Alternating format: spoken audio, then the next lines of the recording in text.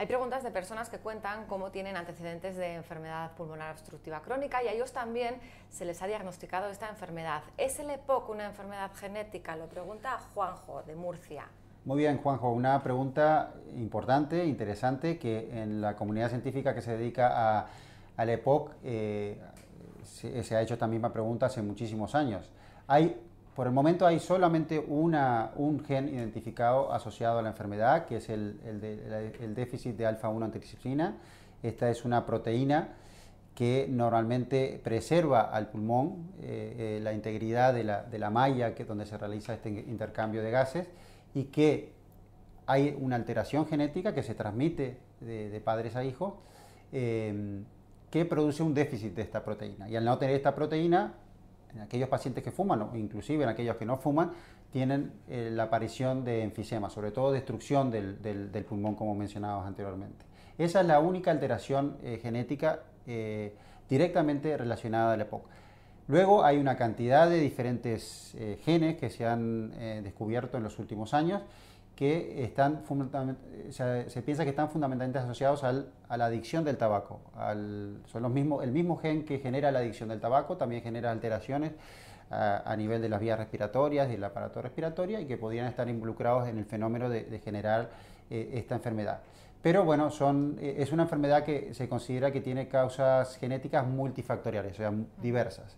Sí es cierto que hay estudios realizados fundamentalmente en Boston, en un grupo de la Universidad de Harvard, que es el que realiza las investigaciones más activas en este campo, que han hecho un estudio muy interesante estudiando a pacientes con la enfermedad y a sus familiares directos en primera generación y segunda generación, y han visto que aquellos que están en la primera generación en relación con estos pacientes tienen menores valores de la función pulmonar, o sea, indicando de que hay una cierta predisposición genética, y por cuanto que aquellos pacientes que tienen familiares con EPOC tendrían un riesgo aumentado de poder desarrollarlo, sobre todo si adquieren el hábito tabáquico. Hablaremos del tabaco, doctor, y mucho me temo en este video chat, pero vamos a seguir continuando con preguntas. Después de muchos años con una bronquitis crónica, nos cuenta María, hace 3 tuve unos golpes con sangre roja. En el hospital me realizaron una broncoscopia y el diagnóstico fue de bronquiectasias. Desde entonces llevo tratamiento con inhaladores que periódicamente me los cambian. Dice, ahora son 3 inhalaciones con broncodilatadores 3 veces al día y corticoides 2 diarias. Mi pregunta es, ¿no podré dejar nunca este tratamiento? ¿Por qué me ponen antibióticos de manera periódica? Hace 2 preguntas. Bien, este es un tema también interesante que está frecuentemente asociado también al EPOC, aunque las bronquiectasias, explicaré brevemente lo que es una bronquiectasia. Bronquiectasia es una dilatación de los bronquios, de estos tubos que llevan el aire hacia los pulmones, que se dilatan y pierden su función natural de eliminar hacia la parte proximal, a la parte donde se pueda expulsar las flemas que se producen naturalmente en los bronquios, y por lo cual hay una dilatación y una alteración de estos fenómenos, y por lo tanto se acumulan secreciones, son más propensos a tener infecciones, y muchas veces estas infecciones causan daño en la pared de estos bronquios que producen sangrado, y eso es seguramente lo que ha ocasionado el sangrado en este paciente. Pero quería mencionar, las bronquiectasias son una patología independiente que no está totalmente asociada a la EPOC, pero que hay algunos pacientes con EPOC que tienen bronquiectasias, ¿verdad? Y que pueden tener episodios recurrentes de infecciones, y por lo cual el tratamiento que menciona esta persona es el correcto, el tomar los inhaladores, que lo tendrá que tomar de forma habitual, porque eso evita que tenga menos síntomas y que tenga menos infecciones recurrentes. Continuamos en directo en este video chat con el doctor de Torres. Recordamos que pueden seguir formulando sus preguntas en directo a través de la página web de la Clínica Universidad de Navarra, www.cun.es. Una madre que sufre asma desde los 20 años pregunta qué se puede hacer para diagnosticar precozmente esta enfermedad.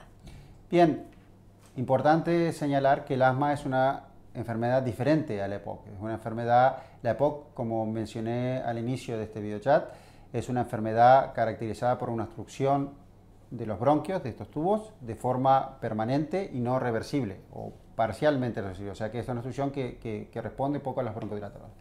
El asma, que es una enfermedad fundamentalmente de tipo alérgico, que hay una inflamación de los bronquios, pero esta obstrucción es totalmente reversible y esa es la característica fundamental de esta enfermedad. Es una enfermedad diferente que muchas veces aparece temprano en el inicio de la vida, a lo largo de diferentes periodos de la vida, pero que en algunos pacientes que tienen asma y que fuman, tiene un mayor riesgo de desarrollar EPOC o esta enfermedad de la que estamos charlando en este video chat. ¿Qué es lo más importante para diagnosticar asma de manera precoz? Primero, cuando aparecen los síntomas típicos del asma, que son fundamentalmente la falta de aire, la opresión en el pecho, la presencia de pitidos en el pecho, la fatiga, la presencia de tos, fundamentalmente tos seca, es concurrir a su médico y si estos síntomas persisten, realizar una valoración adecuada y confirmar el diagnóstico. El diagnóstico es fundamentalmente clínico y hay algunas pruebas que ayudan a confirmar este diagnóstico, pero lo más importante es cuando uno siente estos síntomas típicos que hemos mencionado previamente, concurrir al médico para que realice el diagnóstico correcto.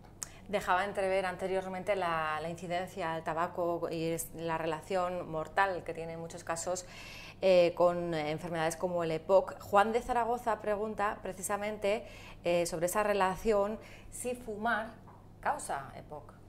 Bien, Juan, esa es una pregunta importante y bueno, la respuesta es obviamente que sí, es la principal causa de esta enfermedad. O sea, el 80% de los pacientes que tienen EPOC son fumadores o exfumadores o han fumado.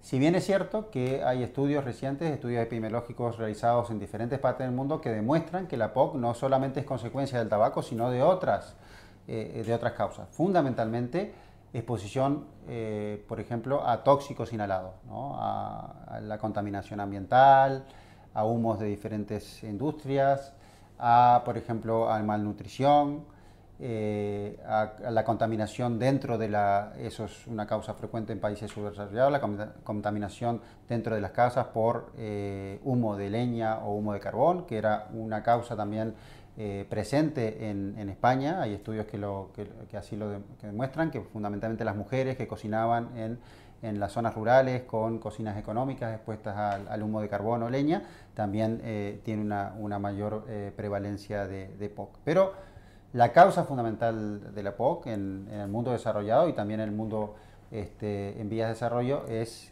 la exposición al hábito tabaco, por supuesto. Vamos con otra pregunta, doctor. Paso a leérsela. Tengo 36 años y desde los 23 padezco de asma bronquial.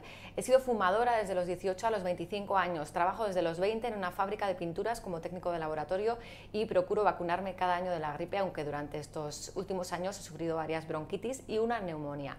Lo que más me preocupa, dice, es el aumento de fatiga cuando realizo esfuerzos simples y el aumento de ritmo cardíaco. En las exploraciones espirométricas se observa obstrucción. El tratamiento actual se compone de inhaladores cada 12 horas y en la última crisis me recetaron corticoides. Tengo antecedentes de asma en la familia por parte de su abuela, pero le gustaría saber, dice, si puede tratarse de una EPOC.